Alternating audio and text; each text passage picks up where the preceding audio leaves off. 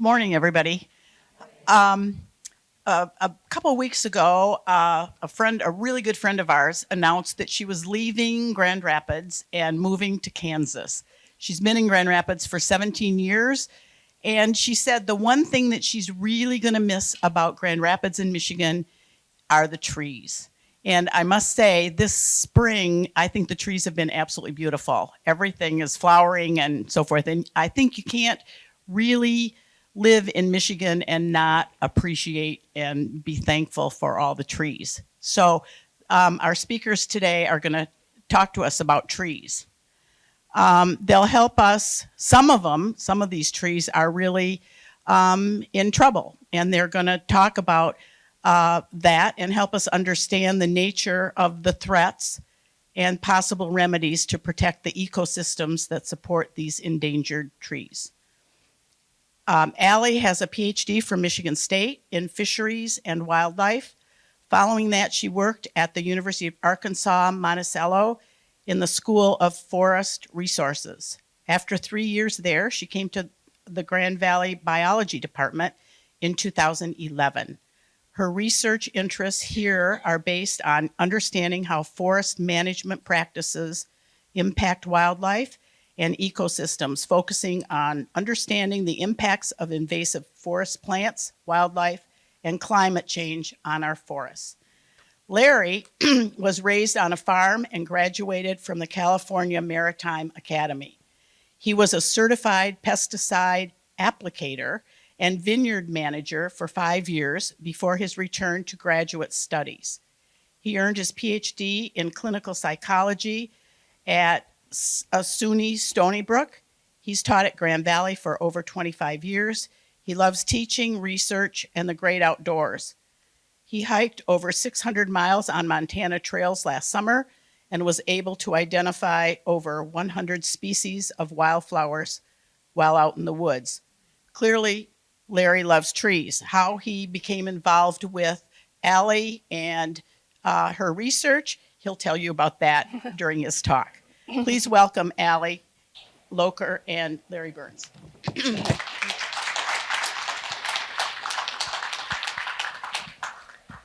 Thank you for the introduction. Can everyone hear me okay? Everybody hear me? Okay, I'll try to speak up to make sure. I'm really honored to be here and share the work with you that we've done. This has been ongoing work that my students and I have been engaged in for several years. But I'm going to go back in time for a few. 4.5 billion years ago, the Earth was toxic. Our atmosphere was filled with so much carbon that it made life as we know it uninhabitable.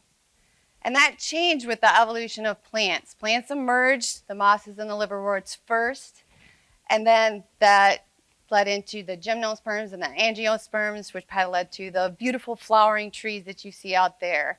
And these plants took that toxic carbon out of the air and they shoved it down into the belly of the earth. And those plants were what made Earth habitable for life as we know it right now. And I know pretty much everybody in this room loves trees. Who doesn't love to go for a walk in the woods? You know, we talk about the trees of life, and they really do. They literally give us life. They not only give us air, but they allow us opportunities to seek solitude and peace, or go for a walk with the best buddy. Those are my boys right there. Or play in a forested winter wonderland. That wouldn't be so beautiful or so captivating without those trees. Not only do we seek that refuge, that beauty in trees, but we use trees every day. I mean, how many of us went to the bathroom this morning? We use trees, or paper towel, or anybody enjoy whiskey? Whiskey barrels made from white oak? We don't really think about that. We don't think about how much trees are involved in our lives. Our houses are stick-built. We get Amazon packages that are packaged from trees. So all of these things are part of our daily lives. And there are some cultures that have honored forests and considered them sacred, holding ceremonies for these forests and offering things to the forest, just showing their gratitude and their connection with forest. But other cultures have become disconnected from these life-giving systems and upset this balance. You walk in the woods now seeking that refuge, that peace, that solitude, that beauty, and you see plastic bags blowing around and hanging in the trees. Or this right here is an invasive vine that's oriental bittersweet. It's strangling trees. Or people carve in trees, or we remove native trees and we plant monocultures. So this kind of action shows us that many of us have taken forests for granted. We don't understand the value that they give to us, but we keep taking and taking and taking from them. So that leads us to this global system crisis. And in order to deal with this, we need to acknowledge some truths. And first of all, we have to acknowledge that we are not getting any more land and we are not getting any more water. And the human population is increasing. It's dramatically increasing. And because this human population is increasing and everybody uses toilet paper and Amazon boxes and things, we have more and more demand on these natural resources. And we have deterioration of these natural resources. We've become disconnected from it, and so everything is degraded. So these global systems are stressed.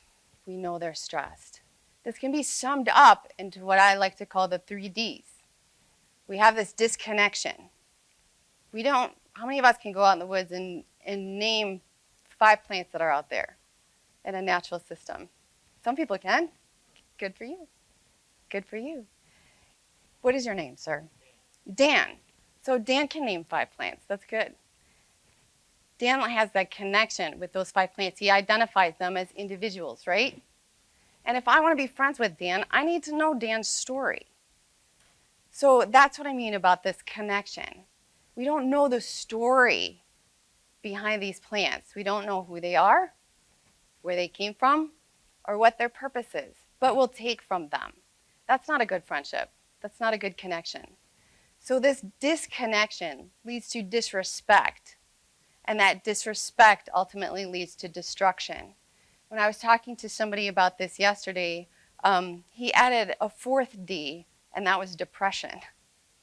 Depression. We're disconnected, disrespect, destruction, and we're sad about it. We're depressed.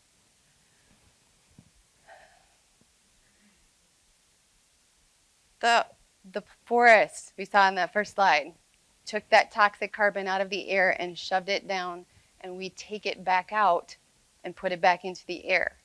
And we expect that we're going to be able to breathe easily like we did. The forests have been doing this for millions upon millions of years, and we're undoing it very, very, very quickly. I like this quote from Chief Luther Standing Bear, Lakota chief. He said, "The elders were wise." He called us out on this behavior. The elders were wise. They knew that man's heart away from nature becomes hard.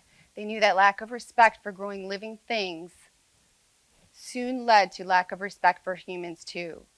So man's heart away from nature, that's the disconnection. And then the disrespect follows. We disrespect nature, we disrespect each other. I think that all of us can see that looking at the news headlines on a daily basis. How much disrespect do we read about every single day? So in West Michigan, I'm going to focus on Grand Haven here for this story that we're going to tell you. Grand Haven has about 200 acres of urban forest. Well, there's more spread out through the city if you count all of the trees in the city. But these parks collectively, there's 3 of them. Mulligan's Hollow here, Duncan Woods, and Lake Forest Cemetery. About 200 acres. And in 2018, my forest ecosystem management class worked in these parks. The city reached out to us and said, "Hey, we don't really know very much about this forest that we have, and we would like to know about the forest." And we said, that is great. That is great to show that you want to be connected to the forest that you have here. So every single winter, my students complain that forestry is in the winter, but I say, we don't have ticks. We don't have to worry about spiders in our faces or poison ivy or any of that. It's great. Just bundle up. It's all good. So we go out there and we measure the trees, the structure, the composition, the size. We look at the number of seedlings, the number of saplings, all sorts of relationships that we can quantify. And we presented this to the city, and they were particularly interested because Duncan Woods was donated to the city over 100 years ago, just over 100 years ago. And in the deed it said, this land is going to be in the city for everybody's enjoyment, but it needs to be in its natural state. We want it to maintain it in its natural state. Well, when we presented, we found out it's not in its natural state. This hands-off approach is making this forest out of balance from what it was in its historical range of variability. So there's students presenting the city of Grand Haven, and this is what we told them. First of all, we have a threat that there's no regeneration. This is a graph. On this axis here, we have number of trees per acre. And on this axis, we have size, diameter at breast height, so the diameter of the trees. The gray columns here are what we have. So that's when my students and I went out there to measure it, that's what we have. We have a few small trees, we have some medium-sized trees, and then we have a few large trees. This system is an old growth type forest. And research on old growth forest says that this is what we need. We need a structure like indicated with these red bars here. We need lots of young trees, young small trees, and then over time they grow and grow and grow. Some trees die, contribute to carbon and deadwood in the forest floor, and then we have fewer large trees. But we don't have those small trees. So our first threat is regeneration. As these trees grow and mature, we don't have this long-term sustainability to replenish the forest when those old trees die. Some of that is due to browsing. We did not quantify any kind of browsing, but this was a threat that we realized and we are looking into. The next threat is invasive plants. These plants come in from boots in other areas or runoff from adjacent residential areas that might plant them, or seeds that have blown in from another area containing these. So barberry, honeysuckle, multiflora, rose, tree of heaven or Atlantis, autumn olive, lots of those things. And oftentimes these plants emit this chemical which inhibit the growth of several of the native species that we have there. And then we have invasive diseases. So oak wilt, let's talk about that one first, this middle one here. This is a fungus, and it mostly attacks red oaks. There's red oaks and there's white oaks. Red oaks are more susceptible to this. The fungus will come in and it will kill the oak very quickly, like within 1 to 2 growing seasons. And then we have beech bark disease. This is a 2-part disease where first a beech scale, a scale insect, which you can see on the trunk of this tree here, this white fuzzy stuff that just climbs all over. And beech bark is so thin that when the beech scale is attached to it, it damages the bark, which opens up wounds for a fungus to invade, and that's what ultimately kills the beech. And then we have hemlock woolly adelgid. And hemlock woolly adelgid are these white little creatures here. They're tiny little bugs, and they attach to the base of the needle, and they basically suck the life out of the hemlock tree within 7 to 10 years or so. Oak wilt is looming outside of the borders of Duncan Woods. Beech scale is in the woods, and so is hemlock woolly adelgid. So this disconnection, disrespect, destruction, depression, this is sad. This is sad. So I'm going to turn this over to Larry now.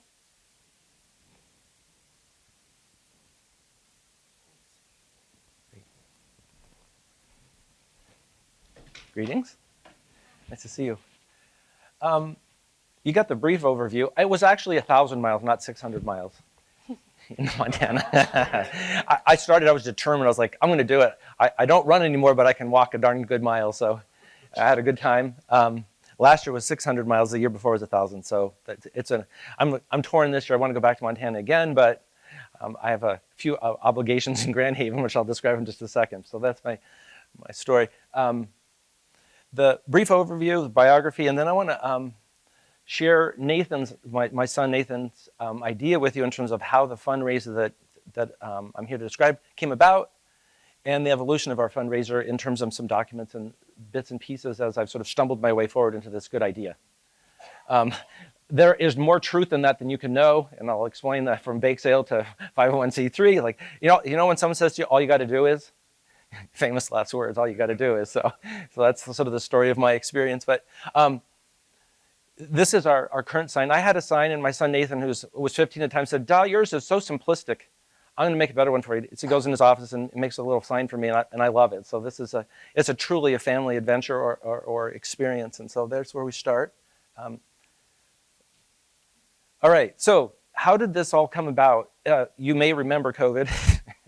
I certainly do. I remember being in class on Tuesday and getting a note on Wednesday and say, "You're going to be online on Monday," and I was like, "Holy smokes," or something to that effect. Nathan also switched to online, so we were both at home every day. And so about 3 o'clock every day, the border collie's going crazy. He's going crazy, and I'm like, we're all going to get out of the house and go for a walk. My home is about 2 blocks away from Duncan Woods. And so it was just a natural sort of excursion down the street and into the woods with family members in tow. There's just us. So during our daily walks, it became pretty apparent. We observed that there were little tags on all of the hemlock trees. So this is 2020. And we'd heard rumors of the hemlock woolly adelgia, but we didn't really know what is that and what does it mean. We knew that treatment was called for. And so as we were walking, Nathan says to me out of the blue, and walking through that, actually I know where that strip is, and he says, "Dad, do you know what those little tags mean?" And I'm like, "No, not necessarily. I think it's a trick question." And he says, "That means that they have the geo-coordinates of every one of those trees that they've treated." And I'm like, And he goes, "Well, why don't we do a geocache?" And I thought, well, that's a good idea, but why don't we do a fundraiser? And he's like, "Why would one do a fundraiser?" I'm like, well, because we could adopt a star, but you'd adopt a hemlock and you'd actually go out and meet the adoptee as opposed to the star you're never going to meet. And so that's how we came about this idea of a translation from the limited knowledge of the hemlock woolly adelgia underway for treatment and our idea of a fundraiser. Maybe we could raise a couple of bucks and pitch in to help pay for the hemlock woolly adelgia. So in 2020, they finished the treatment, and then we sort of like scrambling, but there's my teammate, that's my hero Nathan, my youngest, agreeing to help in the fundraiser as I've already described. So it's 2020. I circled the date here for you because Dr. Loger had finished her 2018 management report for the city, and in my sort of efforts to try to understand what we were up against, someone said, "Well, have you seen this report that this professor at Grand Valley prepared?" I'm like, "No, I haven't." So that's kind of, she was saying how we met. I'm like, "Hey, you're you?" And she's like, "Yeah." And so I said, "Well, I have this wild idea for a fundraiser. Would you be willing to be our chief science officer?" She's like, "Whoa, one more thing on my list of things to do." But she gracefully agreed to participate in our fundraiser. So that's how we crossed paths. The reason I circled the date is because it took me over 2 years to prepare this document for city council. And that was like a follow-up on her work, sort of saying, well, she said it's at the periphery of the forest, and I wanted to know where is it now to the extent that I can determine it, and also what are the treatment requirements for these different invasive species so we can do a fundraiser and actually pursue some treatment options as we can. So that's the origins of we did a presentation in February of 2022 for City Council. It's actually for Duncan Woods Commission, but that was our introduction to the city as a fundraiser. Yeah. I showed this to family members, and they said, "Oh, I saw that. Have you seen the meme about the bike course and water and all this kind of stuff?" I was thinking of you this morning as I was driving in. I was like, life is what happens to you while you're busy making other plans. And then my favorite from Eisenhower in 52, he says, "Plans are useless." And I was like, ooh. He goes, "But planning is everything." And I was like, well, which is it? And so I kind of experienced both. And I like this. I was saying I was looking for a way to summarize my experience in terms of the evolution of a fundraiser. And what I was looking for was called a discontinuous spiral. Because I think you start here and you do make some headway, but there are these disconnects or periods of time when you're like floundering. And I like this, it's called an S innovation curve. And I thought it really depicts a sort of like 2 steps forward and then something changes or something is different or like the plan doesn't work.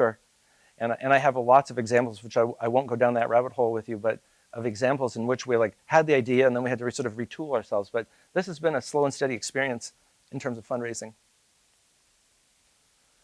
In terms of the fundraiser itself, if people are sort of kind of wondering, if you go to our webpage, you'll see under the resources tab, I was pleased we survived our first year, and people said, that's your first hurdle. And so we raised $19,615, which is amazing for us in terms of fundraising. We've spent some of it on insecticides and fungicides and things like that to protect where we can. But this is our first sort of hurdle. In terms of a fundraiser as well, this is truly, these are all Greg's in finance. Elise is a biologist. There's me. Emma is a recent graduate from the psychology department, which I said, well, we need a younger person as well. And then Marinus is in accounting. And so I've got a really serious group of folks that are committed to helping us successfully run our fundraiser. So it's also the outreach. I guess that's what I was really trying to think here. It's like, it's not just me or just me and Nathan or me and Ellie and Nathan, but it's been a really slow growth. The document that I showed you from 2022, I ended up interviewing about 30 different people locally, regionally, and nationally to contribute to like, what is the latest cutting edge research in terms of treatment of oak wilt or treatment of beech bark disease or treatment of hemlock woolly adalgia? Where do we stand? What are our processes? And so it's really been a fairly steady outgrowth of connections. I know this is like breaking every rule in terms of a slide, so I have another slide that's making it bigger, but I wanted you to have a sense of what does a fundraiser do. And we have gone back and forth for years to try to establish this. What is a timeline? What is a plausible series of steps which would lead us to some degree of treatment, I guess, success, question mark? Yeah. And so there are 3 phases where we are now and then where we're sort of headed into some other things that are lying ahead of us. We have like a permit process underway with EGLE, the state regulatory agency, looking at protections of the critical dunes and the removal of oak-infested trees in the critical dunes areas. Is very complicated, but they're working with us, we're working with them, and so that's one example. Up close, if you're looking at, so what I have in the very first one says first treatment of 10,000 trees, and that's what Dr. Loca was talking about in terms of the completion in 2020. And as she says, it's a treatment, not a cure, and so we'll be back at it probably in 25 or 26, maybe 27, depending on how well that insecticide lingers in the trees themselves before we need to retreat. If you look here, we've got the volunteer recruitment. I just mentioned EGLE, new fundraising things. So this is the way we tried to outline some measurable goals for ourselves and also establish a plausible timeline for things that need to be accomplished. So what I didn't highlight in the other one, and I think is also a major accomplishment that I am proud of in the sense of like, wow, it was really hard. And that's what you see here. The upper left is the city of Grand Haven. And that's been a really slow and steady experience in terms of building that relationship with the Department of Public Works. This sign is actually designed by the Department of Public Works. I know, shock of shocks, hashtag jaw drop, but they actually paid for it.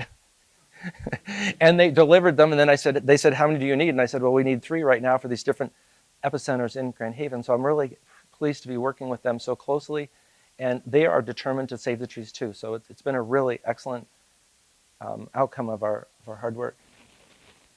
I was mentioning earlier, in terms of our treatment approach, I get a sore muscle in my back. Those syringes are like, I think they're 30 PSI, and you pull them like this, and it snaps back because it's so hard.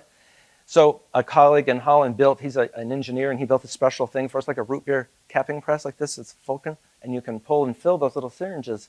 We have to drill a hole about every 3 inches and inject 20 milliliters. It's 50% water and 50% fungicide. And we ring it like this. It's called microinfusion. And that's what we did last summer. Me, myself, and I, and my colleague Bill. So it's like the 4 of us. It's good. We treated almost, I don't know, over 2,000 inches, which is larger than General Sherman, the redwood tree. It's like, people say, like, you didn't do very much, only 30 trees? I'm like, let's see you out there every 3 inches. On a 35% slope. I took a few tumbles, that's true. This is the first sighting I had. I've always been processing everything out of a textbook. What does it look like? And so about a week and a half ago, I was out in the woods where we had done some treatment. And I said, wow, that tree looks just like out of the textbook. It had these cracks in the bark. And I was like, that's not a good sign. So I walked up close and I wandered around and I looked down and lo and behold, and that's a oak wilt fungal mat. And so the very next day, my colleague and I cut it down and took it out to Harbor Island. And then yesterday, the city burned it.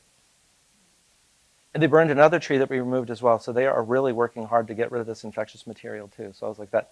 But here's my dream for 2023, if you're looking here. Clearly stated. This is my, instead of having to do each one by hand, this is a new product out of Wisconsin. EcoScience, Rainbow EcoScience says it's a 20 volt battery powered injector. Instead of doing a 45-degree angle, it goes straight in and you pull the plunger and it injects it. The beauty of this particular object is it takes the PSI from 30 to up to 60, depending on the amount of resistance, right before it would crack the bark. But it will do it so efficiently because when you've got a smaller diameter tree, it takes up to 48 hours for one of those syringes to empty. And we only have 50 of them, so we have to rotate them from tree to tree to tree and go back and treat them, whereas this thing would be done, dunk. And I don't have to pull it like this and go through the shenanigans. So I'm hoping. We've got a demo on the 24th up in Ludington, and hopefully we'll have one of these for 2023. So that's our. And then I just wanted to give a shout out to the woods because this is the Upper Ridge Trail in Mulligan's Hollow. That's my favorite tree, in case you wanted to know. I call it the mother oak tree. It's one of the hugest. People, and I want to come back and talk to one more second about why I did this fundraiser. Is because my very first walk with Dr. Loker, we're walking up this hill towards us. I was taking her to my favorite tree. And she said, well, you know, Larry, all these trees are going to die. And I was like, what? She said, no, they're all going to die. And I was just like, this is not okay. And so I'm going to bust my ass, pardon my French, whatever it takes to frickin' save these trees. And so that's where we're coming from. And that's what we're doing. And so that's the reality. I love this place. This is up at the top, the ski bolts to the south, to the sort of west there, and then you swing it down. So it's absolutely gorgeous. A lot of times people think, oh, it's an urban forest. It's not a real forest. I hear people say that. They said, oh, this is almost like a real fundraiser too. I'm like, yeah. And so I had that come to me that was like, I was thinking of these little babies in the woods and that little jingle came to me. Hope needs help. It's so true. And in Tree City, USA, which is Grand Haven, we've been at Tree City, USA for 2 years longer than we've been a Coast Guard city, for those of you that want to know these little facts. And my clothing sort of that's a fundraiser of hard work and considerable amount of love and passion. It's a family affair. Okay, so let's recap. 4.5 billion years ago, the earth was toxic, plants came, they made it not toxic. We're here, we love trees, parks, everything. Our parks were sick. We called for help because we have destruction and despair and all of these other things going on. When we wrote the management plan and the city heard us, and they contributed money and engaged the Ottawa Conservation District to tag all of those trees. And then Larry and his son were walking in the woods, looked into what those tags were, had the idea for the fundraiser, brought in other people to donate money. Now we start to get a little bit of hope and a little bit of excitement, maybe. You know, we want to breathe. And we want to have all of these products, and we want to take those walks in the woods. Sorry, that's my dog. Emma loves the woods too. So we're treating these sick trees to help save them. But the treatment is just that. It's not a cure. It's not a cure. It's a short-term treatment. Tim Palmer is a photojournalist who documented the demise of hemlocks and beech trees in the Appalachians in the eastern part of the United States. And this right here is a picture of what used to be a hemlock forest, and now it is a ghost forest. If we do nothing, that's what we will have here in our hemlock forest. But this treatment is only temporary. It will only last, it just bought us some time so that we can figure more of this out, take more measurements, understand these connections, build these relationships that we need with the native plant communities, and really, really try to help them in a way that is far-sighted, forward-thinking, a 7 generations approach. I'm sure that Larry wants his grandkids and great-grandkids to be able to walk those same paths that he and his son walked and still walk today. So we're doing more work, my students and I. We started mapping the urban forest, not just those parks in Grand Haven, but also all of the street trees. And in 2019, we just a 1 semester long project, the student was able to map 629 trees, and we're documenting the species, the diameter, the health status, if there's any kind of risks associated with where they're growing or anything like that. Then we had a break for COVID because everything was shut down, and then we mapped over 600 more trees in 2022. So this documentation is allowing us to understand which of our street trees are at greater risk than other street trees, and what can we do to protect them as well. So within the park specifically, we're mapping individual trees so that we have a 100% tally of all trees in this 200 acres. We've got hemlocks, the Ottawa Conservation District, and my students mapped those out with the GPS coordinates and tagged them, which is what Larry used for the Adopt a Hemlock fundraiser. And then the blue dots here are beech trees, the red dots are oaks, the greens are pines, and then we have just some other random ones. So if you look at the color scheme of this, we're not quite done with Mulligan's Hollow here. We've mapped mostly the beeches and all of the hemlocks, but we haven't done the oaks yet. But the composition here is oak, beech, and hemlock, the 3 trees that are at the most risk here. With this data, with this information, we are able to quantify the ecological contributions that these trees have to the city, well, to all of us actually. And so we use a tool called the National Tree Benefits Calculator, and this is made by the Forest Service and some urban forest agencies and organizations. And beech represents 32% of Duncan Woods, oak is 27%, and hemlock is 24%. So collectively, these 3 species, well, there's a couple more species in here, but these groups of vegetation represent more than 80% of this forest. The ecological value annually is $423,000. So this is just value that economists put in terms of like non-market values of trees. The aesthetics, the value that they have with stormwater interception. They intercept over 675,000 gallons of stormwater. So if we didn't have that, how much money would we have to put into cleaning up sedimentation in Lake Michigan or erosion or any of those other problems? They also sequester 198,000 pounds of carbon. So I'll just put that in context for you. If this room here is Duncan Woods and each of these tables is 1 acre, if we were to lose the beech trees, or at least half of the beech trees, let's just say about half of the beech trees, that would be like taking half of the air out of this room and then asking everybody to breathe normally. After a while, it'd get hard. It'd get hard.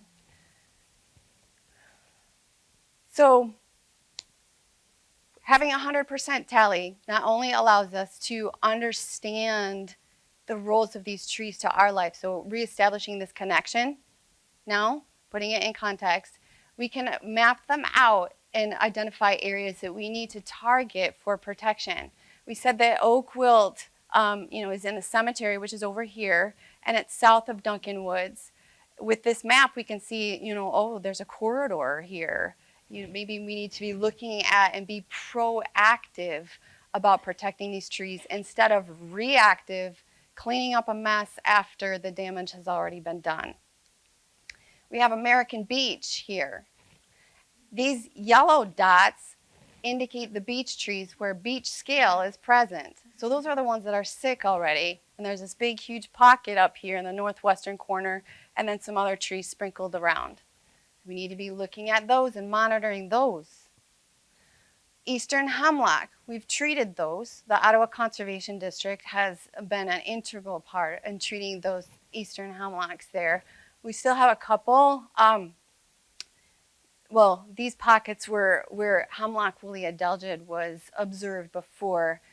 The treatment has bought us some time, but they will, the woolly adelgids will come back if left untreated. So I want to emphasize again, this treatment's not a cure. It's not a cure.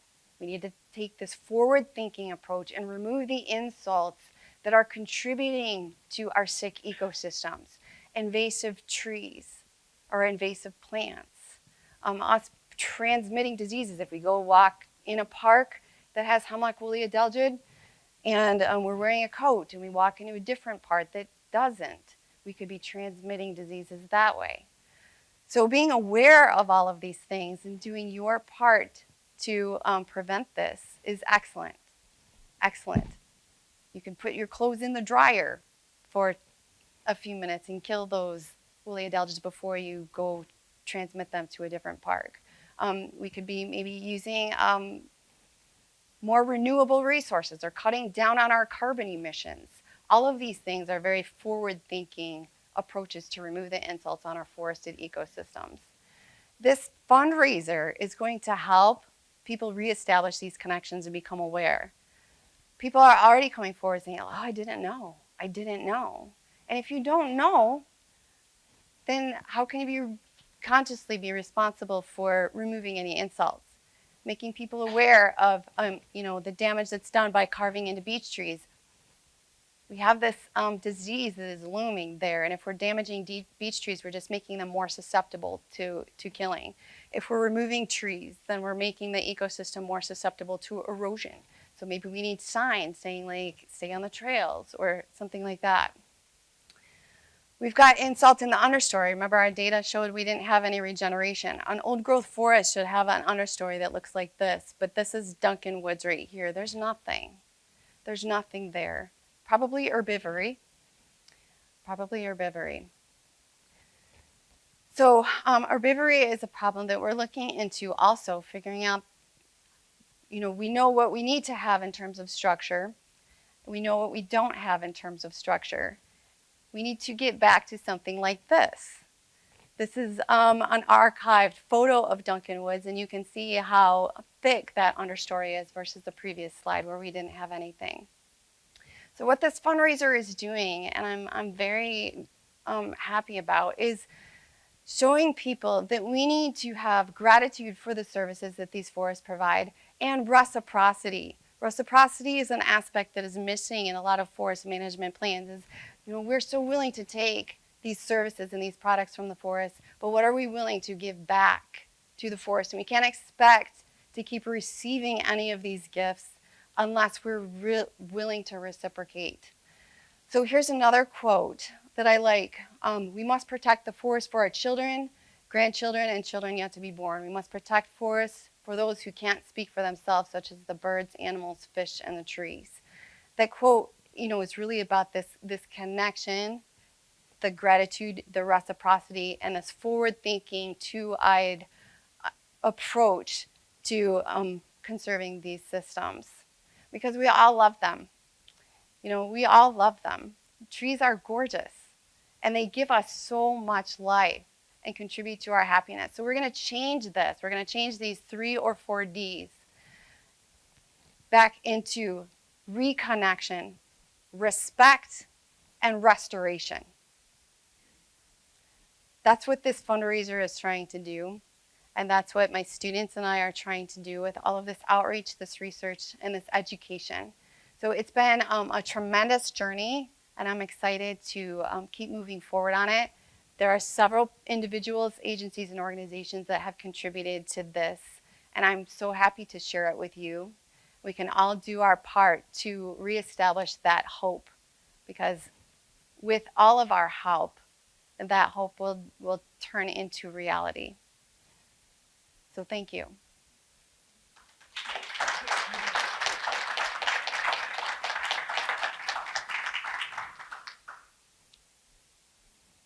Any questions or thoughts, comments? Yes.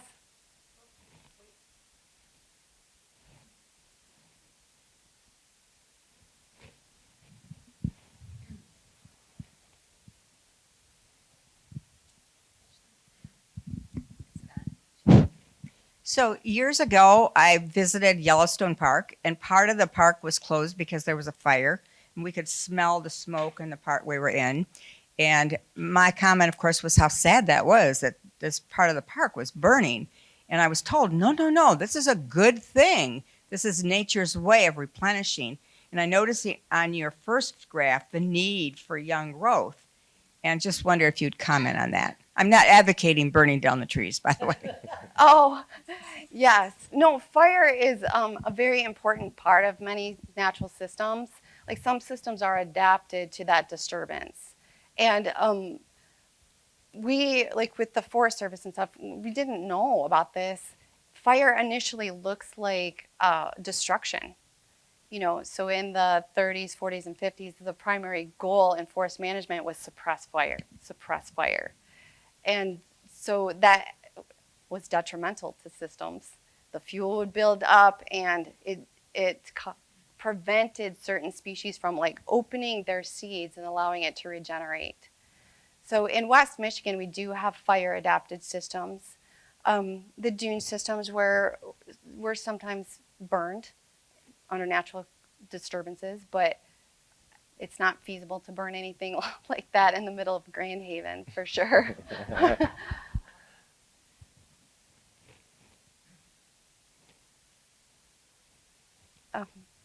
Over here. I have a loud voice. I need to know a little about. Posey. Are there any elms left? I just had two removed from my cottage property in the Leelanau that were huge and old. Are they gone? They used to be cityscapes. Every street had an elm tree along the parkway. Yes, we suffered the loss of elms throughout the 60s, 70s with Dutch elm disease. Elms do regenerate. Like there are elms in the landscape, but they certainly are not as prevalent as they were before because of the Dutch elm disease. So when I go into elms like to live in wet areas or floodplains. When I go into the woods, I do see elm regeneration. They'll just never be a dominant part of the overstory like they previously were. So a lot of diseases, you know, many of you probably remember the emerald ash borer that came through just a couple, I don't know, 10, 15, 20 years ago. That's another sad story. No. There were some. Oak wilt, if it's a fungus, has been around forever. Yes. So why is it more prevalent or seems to be killing more trees than we would have known in the 70s? Part of that is just because of the way that it has spread. Another part is trees are susceptible because of a lot of the environmental changes. You know, they're stressed. And so, you know, think of like when you're stressed, how more susceptible you are to getting a cold. Something similar like that with oaks or with all of the trees. If they're stressed, they can't fight off an infection like they could before. Oak wilt is not a native disease here either. And so that's part of it too. I don't know the, you know, the structure of the fungus, if it changes at all or becomes, you know, like we had COVID that had these different variants and some were stronger than others and people were more susceptible to things. Oaks also transmit through root grafts under the ground. And so if there's different underground mycorrhizal relationships with fungi, that could be affecting. We don't know all of the answers. We just know that it's happening. Oh, thank you for being here and sharing this information. This is really interesting to me. My question is, in mature forest, the upper canopy is going to block light and can block a lot of light. Why would you expect so many saplings to make a healthy area when the light from above is blocked? That's a good question. Because remember in that graph, we had on the right side of the curve, we had fewer large trees. Those large trees will die and fall to the ground and create openings in the canopy where millions of trees will sprout up. And so if you think of that graph, we're not going to have like an even distribution of small trees throughout the whole forest. There'll be a clump here where this tree fell. And then years later, there'll be a clump there where that tree fell. So it creates this like uneven age structure, and it creates a lot of like canopy layers and diversity within an old growth forest. Good question. You said these treatments are treatments but not cures. I would assume that research is being done into further treatments. Is there any hope for a long-term cure for any of these problems that are happening with the trees? For hemlock woolly adelgid, I'm not sure. And people are definitely researching it. Do you have more? Yeah, there are some biological things to look at. I think of a silver fly, and there's another fly or entity like that that does attack the hemlock woolly adelgid, the little aphid thing. The complexity for us is the northern climate and the fact that they replicate, I think it's twice a year. And so if you had a fly that could survive winter, it would only be able to take out one of the 2 cycles of replication per year. But there are efforts underway. I think that there's more down south and up here at this point, but I know they're definitely looking at it. Yeah, a lot of ongoing research. Yeah. If you chop a tree down, is a diseased tree down, is there disease in the roots also? And what do you have to do to get rid of that? That's a great question. Yeah, it's interesting. When they first looked at the treatment protocol for oak wilt in the early 90s, the idea was like find the sick one, then cut everybody down around it. And so in Minnesota, they've really modified that in the last 5 to 10 years. So it's like find the sick one, and then you can either gird it or remove it depending on the time in which you've observed its illness. What I've come up with in my own insights is the idea of girding the tree is an interesting process. The above ground transfer of oak wilt is via sap beetle or nucleate beetle. And what it's doing is it's kind of like, I think of it like a bee flying from a pollinator here to another, and it's got a little pollen on its paws. Well, a sap beetle goes to a sick tree and then flies to a healthy tree with a broken branch. And that's how it's transmitted above ground. So I'm coming to your answer to your question. And so when we're looking for that broken branch, whatever, the sap beetle flies from the sick tree to the healthy tree and then brings that infectious agent with it. So the answer to your question is a little complicated. The idea of cutting it down, if you can get to a tree that you observed is just become ill and there's no other trees around it, that's the formation of potentially a new epicenter. So what you'd want to do is gird that tree to prevent the infection from coming down the tree, getting into the roots, and then traveling out that way. If you're looking at the picture I showed you, that's an established oak wilt epicenter. And so it's already underground. And so the speed with which you remove it, for us, we're removing the infectious agent now because it will be attracting sap beetles, which would carry it over ground. So I don't know if I answered your question that way. Yes, the idea is to definitely want to remove it. But how you go about that depends on whether it's coming down or coming up. Go ahead. You have to treat the root. That's the Yeah. you do underground. In the sort of classic approach, from my colleague from Minnesota, what they'll do is they'll pull the stump out. So and that's how they'll do it, but they don't have critical dunes and they don't have cemeteries and things like that where you can't do that. So you can do some treatment. So the idea of if it's coming down the tree, we'd gird it and then we'd use an herbicide to kill the roots so that it couldn't transfer down and it would stop it at the buck stops here. But if you're in an established epicenter, it's traveling underground, then it's already in the system. So you want to remove the above ground where the infectious is, but they're two different sort of related protocols. Yeah, it's not a one treatment fits all scenario in these diverse and dynamic systems like we have in West Michigan. Yeah. Excuse me. One of my favorite books of all time was The Overstory. Have you read that? You must have read The Overstory. I have not read the Overstory. Haven't you? It's an incredible book, and it's in love with trees. Anybody who reads it will fall in love with them. I just recommend it. Yeah, thank you for that. I think my favorite book is Simard's Search for the Mother Tree. If you've read that one, it's an amazing story of her observations and learning about the mycorrhizas that she was talking about and the interconnections, communications between trees. I've honestly tried the overstory twice. And I get about 20% and people go, you got to get past the 50% mark, and then they'll start talking about the trees.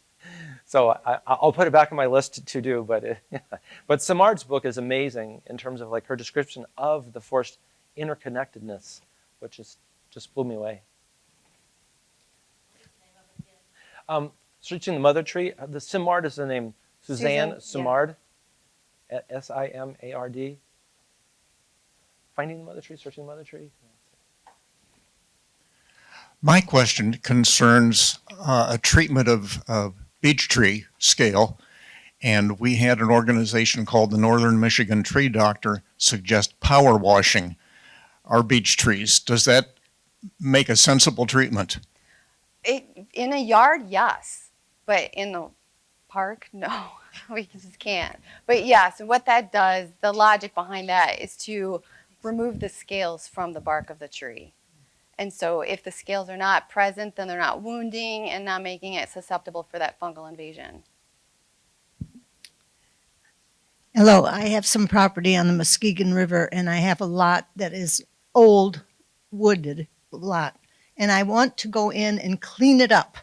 Is it best just to leave it alone? Because you've got a lot of trees that have fallen over and a lot of decay going on. And I just wondered, do you just let it be? Do you know what kind of trees there are there? White pine, Okay. poplar, maple. Okay. Probably, you could probably remove some of those because that sounds like, pine and aspens were in fire adapted systems. And so what you don't want is to build up the fuel layer. So if there was a fire, it just goes right up into the canopy. But don't remove all of those because downed logs also hold carbon, and they're also are very important in the nutrient cycling of a forest. And many trees require those downed logs as nurse logs. They'll regenerate right on top of those. So if you look closer at your forest, you might see these mounds that look like they could have been in the shape of a tree that fell down, and they've just laid there and deteriorated and become soil, put those nutrients back in, which provides a bed for the nursery for those young trees.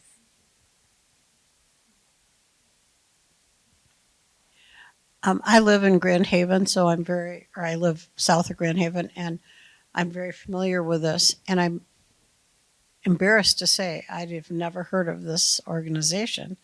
And I'm wondering, what are you doing to connect with other groups, churches, whatever, in the Grand Haven area to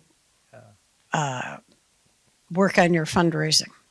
Someone asked me, well, in the evolution of the fundraiser, where are you today? And I said, we're moving from a roadside stand selling a handful of cherries and some blueberries as best we can to maybe a plums, store, maybe two sort of smaller stores. So the marketing process is underway. The Grand Haven just started, I guess, a year ago, the Sustainability and Energy Commission, so SEC. And so the mayor has assigned something called the Forest Management Council. It's just getting started right now under that SEC, and their goal is fundraising and management of the forest plan for Grand Haven. So they answered your questions kind of circuitous because the idea of ambassador circles and sort of church and school and private and corporate donors is on the radar in that timeline of facilitating that. But the movement from trying to figure out what the problem is and then how to resolve it and then how to fund it. And so we're in that sort of transition point between the not doing too much of that and really try to figure out how to treat it to trying to figure out how to incorporate it more into the community. Our church has a committee we fondly refer to as the Green Committee. Okay. But, at First Pres, we Yeah. are trying to be, and we have a number of people, and I don't know if they're involved in your organization. But I know Sarah. She works with my wife, and my wife works at First Pres, and so we get all sorts of good ideas. But they're a great group. We just did Earth Day with them a week and a half ago, so yeah, we're there doing the outreach. But yeah, reach out if we can help. We'd like to work with you too. Online question. So half of our yard is forest, and you describe as all of the Forest Hill Schools property behind us, big mature trees, some are dying, a clear floor, and no baby trees. We're attempting to grow some native trees, but they will be in wire cages for years due to the abundant deer. I don't know if we have beech hemlock and the diseases you're focused on, but other than keeping vines from killing the trees, how might we help existing trees, and can you recommend a resource? Oh, wow. That's loaded. So, first of all, good job. Good job looking at your forest and planting native trees and protecting them with wire cages. I'm a fan of not plastic tree protectors. And my best advice to you is to just keep your eye out there and keep monitoring the forest and notice those insults and do something to protect, like shelter your new growth from things. It's going to take a while. You're going to probably have to protect or keep those cages around for a while, because even if they grow up into saplings, if there's deer in the area, they will come rub on them, on the trees. The male deer will rub their antlers on there and rub everything off. For resources,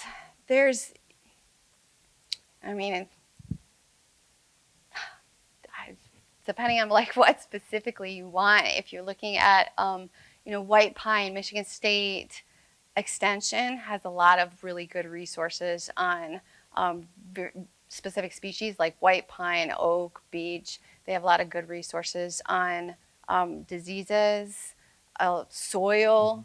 So depending on what specifically you were looking for, I would search within Michigan State University Extension. They have a lot of literature that is written for a landowner who maybe doesn't have a scientific background. It's really good. Do you have any other thoughts? I guess I would only add, from what I've seen in the last couple of weeks, is anybody not in the parks that hasn't been treated. If you have hemlocks, I don't know if she mentioned hemlocks. Hemlock woollyalgia is flourishing outside the 200 acres that have been treated. I was just out in Highland Park the day before yesterday, and every hemlock tree had hemlock woollyalgia in it. So I wrote the guy, and I said, "Who's in charge, the association or the city?" And they said they'll point at each other. But yeah, she should be. Yeah. If it's a Or female person or local- male person looking for hemlock woollyalgia in those hemlocks, because they probably have it. Right. Local conservation districts too. Like Kent County has a conservation district, Ottawa County, Muskegon County. And that was actually our second question, was about the hemlock tree. So thank you. Hopefully that answered your question as well, Loretta.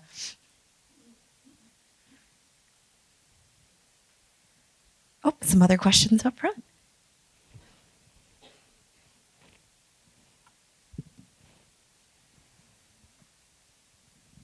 Thanks. This hopefully isn't a dumb question, as I'm just learning about this, but what are you doing are you doing anything specifically to encourage the new growth, in these forests? Or are you just letting nature, take its course because that it's not present, and you want that new growth? I was just curious if you're making any commitment to that, or. The Duncan Park Commission recently wrote a grant for an urban forestry grant, and they were awarded it was a federal grant. And so they used the money in part to construct some exclosures to keep out rabbits and deer and anything else that could eat new seedlings, to see, what's already in the seed bed, what's going to come up in the seed bed, and help make people aware of the difference between no herbivory and herbivory. So I know that the city has had some discussions about different ideas of what to do, but the main thing right now is we're just still collecting information so that we can make an informed decision. So another thing that my students and I did, this was just kind of for fun and kind of see what would happen. We took some soil samples from Duncan Woods, and we just scooped it up and brought it to Grand Valley Greenhouses and planted it to see what grew. So we kind of have an inventory, an idea of like, if the understory was allowed to regenerate, what's going to come up here? And we did see a lot of invasives popped up in there. So they are in the seed bed. If we have these disturbances and we don't have an intact ecosystem, then these invasives are right there waiting to jump in on that opportunity.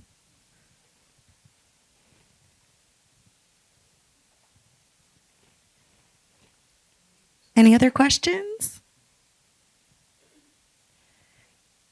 Wonderful. Well, I know we do have some presenters who will be talking shortly. I'm waiting for someone to come. So we can certainly start grabbing lunch, and then I will make some introductions when folks are here to talk a little bit about some intergenerational work that's happening at GVSU quickly. But I invite you to enjoy lunch, and we will start the next sessions promptly at 12:30. Again, we will have some lunches for purchase and back, but please help me in thanking our wonderful speakers today.